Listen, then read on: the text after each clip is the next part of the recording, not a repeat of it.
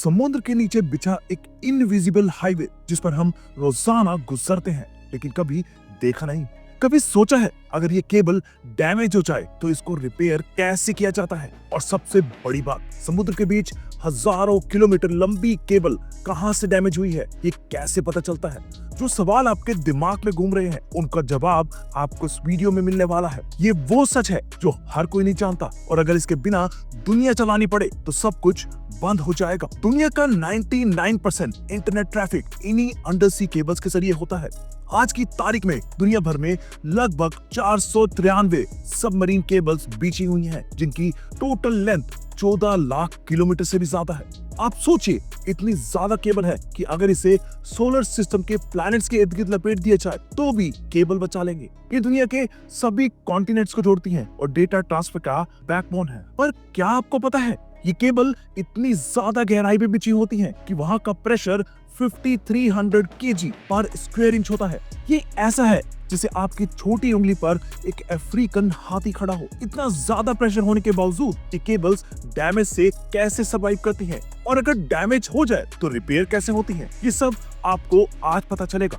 समुद्र के अंदर सबसे छोटी केबल अजरबैजान और तुर्कमेनिस्तान के बीच ब्लैक सी के नीचे है, जो सिर्फ 300 किलोमीटर लंबी है।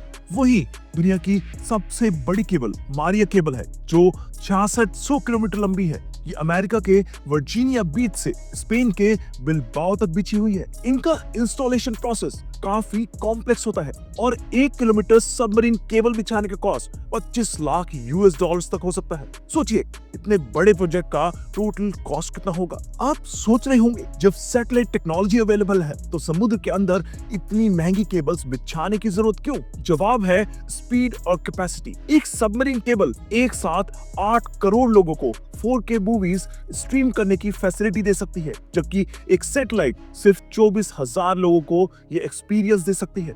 सैटेलाइट की मेंटेनेंस महंगी और मुश्किल होती है।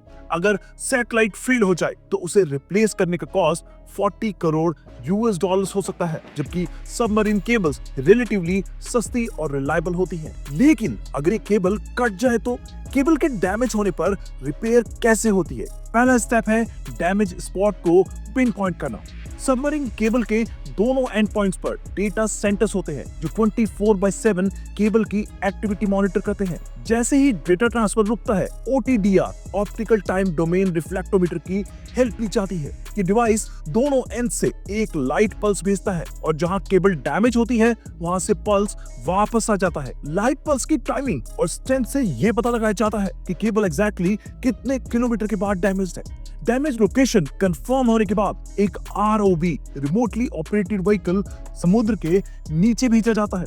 यह ROV केबल का फिजिकल इंस्पेक्शन करता है और डैमेज स्पॉट तक पहुंचता है। फिर केबल के डैमेज पार्ट को समुद्र के सरफेस पर लाया जाता है और नए पीस के साथ रिप्लेस किया जाता है। फाइबर ऑप्टिक केबल का कोर फ्रेजाइल होता है, इसलिए ये काम काफी प्रिसिशन के साथ किया जाता है। ये प्रोसेस स्प्लिसिंग कहलाता है, जिसमें ग्लास फाइबर को इस तरह से जोड़ा जाता है कि डेटा फ्लो अनइंटरप्टेड हो जाए। Fibre optic cables light pulses के जरिए डेटा ट्रांसमिट करती हैं। डेटा को सबसे पहले इलेक्ट्रिकल सिग्नल से लाइट सिग्नल में कन्वर्ट किया जाता है, लेजर या LED ट्रांसमीटर का यूज करके। ये लाइट पल्सेस जो बाइनरी कोड 1S और 0S रिप्रेजेंट करती हैं, फाइबर के कोर से ट्रेवल करती हैं। कोर के बाहर एक क्लैडिंग होती है जो लाइट को कोर के अंदर ही बाउंस बैक करने देती है। इस प्रोसेस को टोटल इंटरनल रिफ्लेक्शन कहा जाता है। लॉन्ग डिस्टेंसेस के लिए हर 100 किलोमीटर पर रिपीटर लगाया जाता है, जो लाइट सिग्नल को एम्प्लीफाई करता है। केबल्स को पावर देने के लिए उनके अंदर कॉपर लेयर से DC करंट भेजा जाता है, क्योंकि समुद्र के बीच कोई पावर सोर्स अवेलेबल नहीं होता। एक और advance technique wavelength division multiplexing का यूज किया जाता है, जिसमें अलग अलग कलर्स की लाइट एक ही केबल से ट्रैवल करती हैं, और हर कलर अपना अलग अलग डेटा कैरी करता है। डेटा की स्पीड इतनी तेज होती है कि ये एक जगह से दूसरी जगह पलक झपकते ही पहुंच जाता है। जब ये डेटा डेस्टिनेशन पर पहुंचता है तो एक फोटो डायोड या फोटो डिटेक्टर लाइट पल्सेस को इलेक्ट्रिकल सिग्नल्स में कन्वर्ट करता है। फिर कंप्यूटर्स और डिवाइसेस इन सिग्नल्स को समझते हैं और ग्राफिक्स, वीडियोस या टेक्स्ट के रूप में प्रेजेंट करते हैं। समुद्र के नीचे बिछी केबल्स का काम सिर्फ इंस्टॉलेशन पर खत्म नहीं होता। ये केबल्स शार्क्स के अटैक्स, अर्थक्वेक्स और अंडर वाटर वोल्केनो इरप्शंस की वजह से डैमेज होती हैं। लेकिन सबसे ज्यादा डैमेज फिशिंग वेसल्स की वजह से होता है। फिशिंग ट्रॉलर्स समुद्र के बॉटम पर अपने नेट्स ड्रैग करते हैं, जो गलती से केबल के ऊपर आ जाएं तो केबल को काफी नुकसान पहुंचता है। इंस्टॉलेशन और मेंटेनेंस का प्रोसेस काफी चैलेंजिंग है। जब केबल बिछाई जाती है तो वेदर सबसे बड़ी रुकावट होता है। अक्सर स्टॉर्म्स और हरिकेन्स की वजह से काम टेम्परेरी स्टॉप करना पड़ता है। अटलांटिक ओशन के बीच केबल बिछाने में 2 साल तक लग जाते हैं। कभी कभी एक वेसल का काम खत्म होने पर दूसरी वेसल बुलाई जाती है और नए रोल्स को पहले से एग्जिस्टिंग केबल के साथ जोड़ा जाता है। समुद्र के नीचे बिछी केबल्स हमारी जिंदगी का एक अनसीन पार्ट है। ये दुनिया के कॉन्टिनेंट्स को जोड़ती है और इंटरनेट का बैकबोन है। आज आपने जाना कि इनका इंस्टॉलेशन और मेंटेनेंस कितना कॉम्प्लेक्स है, लेकिन ये प्रोसेस दुनिया को कनेक्टेड रखने के लिए जरूरी है।